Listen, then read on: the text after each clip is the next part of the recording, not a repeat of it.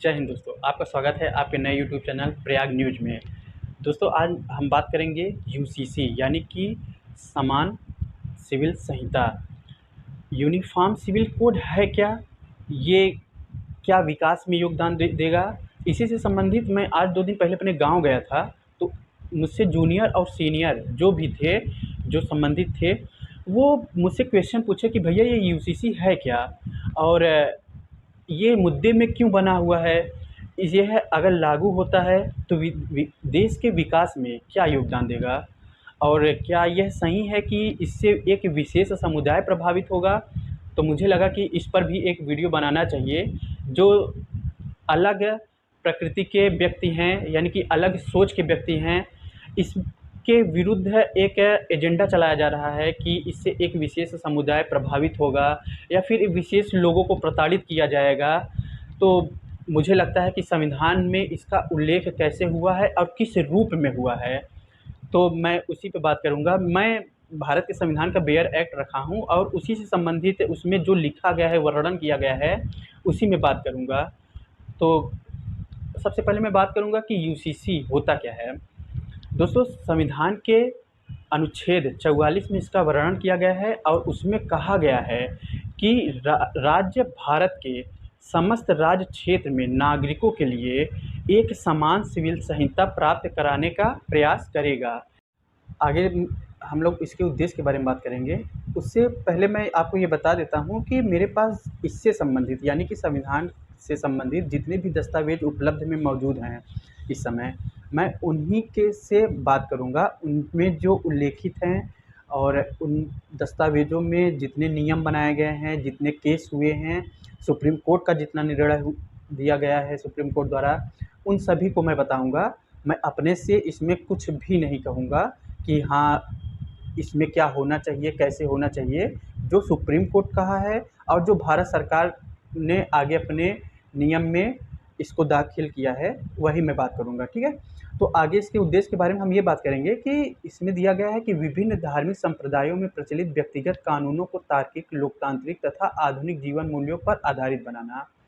यानी कि जो वर्तमान में धार्मिक समुदाय हैं, विभिन्न धार्मिक समुदाय में प्रचलित जो व्यक्तिगत कानून हैं, उनमें जो लोकतांत्रिक, आधुनिक तथा तार्किक जीवन मूल्य के संबंध में इसको आधारित बनाया गया है कि इसमें क्या होना चाहिए। जैसे कि इसका उदाहरण के रूप में हम देख सकते हैं कि जैसे तलाक, उत्तराधिकार और विवाह। इसके आगे हम लोग बात करेंगे कि इसके बारे में, इसके परिप्रेक्ष्य में क्या प्रयास किए गए हैं, ठीक है? तो आगे चलकर हिंदू विधि समिति 1941 लाया गया और इसी आधार पर हिंदू कोड बिल लाया गया था, जिसे हिंदू विवाह अधिनियम, हिंदू विशेष विवाह अधिनियम, हिंदू उत्तराधिकार अधिनियम, और इनके माध्यम से यह बताया गया कि तलाक का प्रावधान, महिलाओं का भरण पोषण का अधिकार और अंतरजातीय, अंतरधार्मिक विवाह को मान्यता दी गई। यानी कि हिंदू धर्म में 1941 में एक विधि लाया गया और परिवर्तन किया गया और उसके साथ ही तलाक का प्रावधान किया गया और महिलाओं को भरण पोषण का अधिकार दिया गया, अंतरजातीय व अंतर धार्मिक विवाहों को मान्यता दी गई। साथ ही साथ पारिवारिक संपत्ति में महिलाओं को अधिकार भी दिया गया, यानी कि हिस्सेदारी भी दी गई। आगे चलकर शाहबानो केस आया 1985 में। तो शाहबानो केस में सुप्रीम कोर्ट द्वारा सीआरपीसी की धारा 125 के तहत मुस्लिम महिला को भी भरण पोषण का अधिकार दिया गया, लेकिन 1986 में केंद्र में वर्तमान सरकार बहुमत में थी, तो इस निर्णय को पलट दिया। आगे चलकर सल्ला मुद्गल वाद आया 1995 में।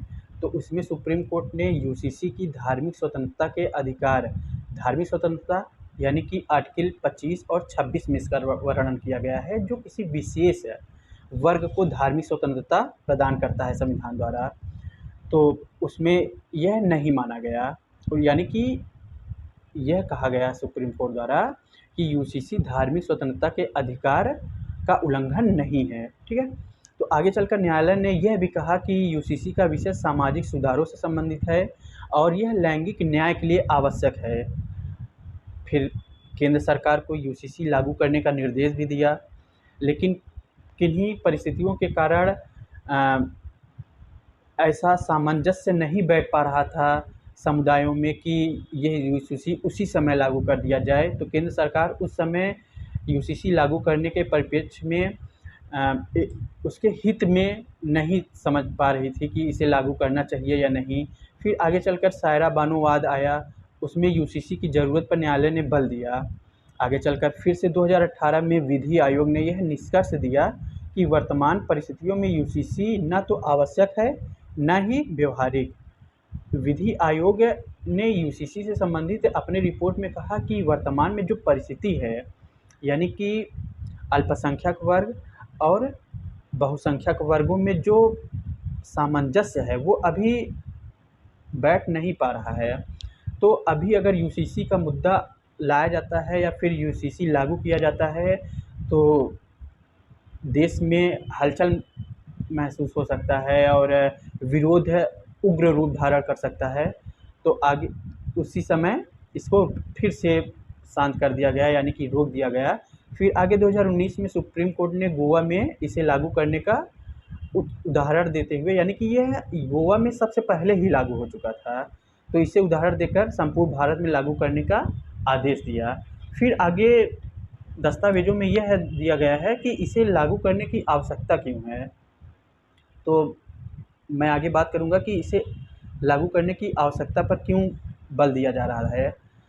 एक पंथनिरपेक्ष देश में पंथनिरपेक्ष कानून होने चाहिए, सही है।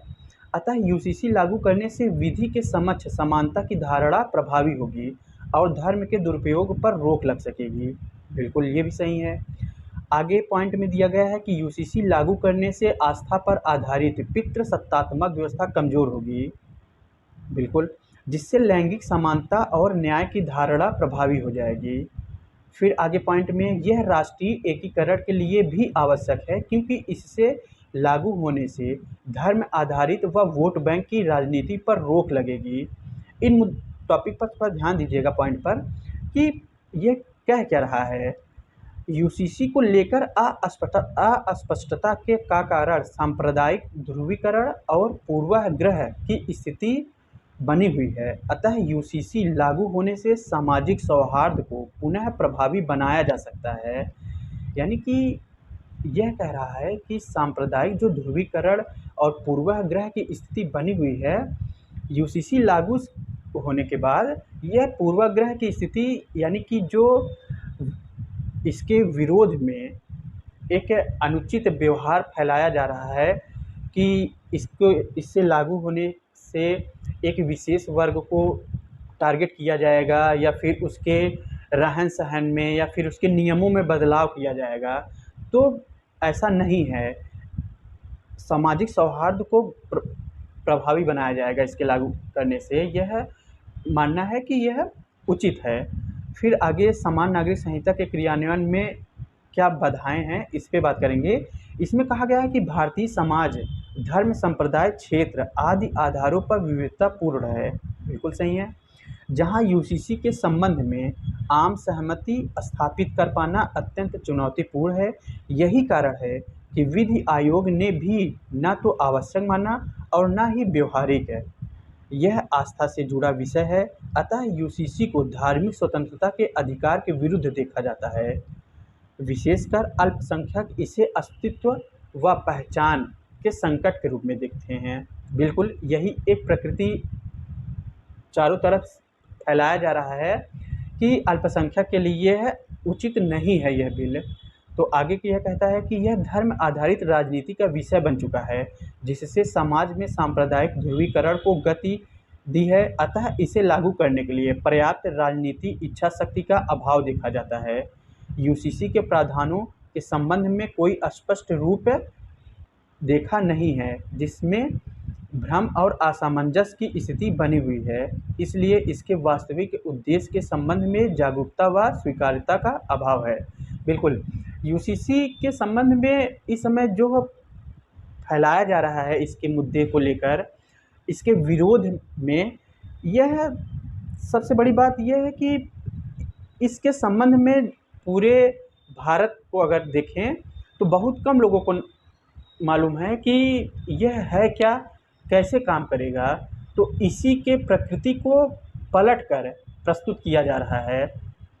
आगे इस दस्तावेज में यह कहा गया है कि यह समवर्ती सूची का विषय है, अतः इसे लागू करने के लिए केंद्र व राज्यों के सरकारों के मध्य भी बेहतर सामंजस्य होना आवश्यक है।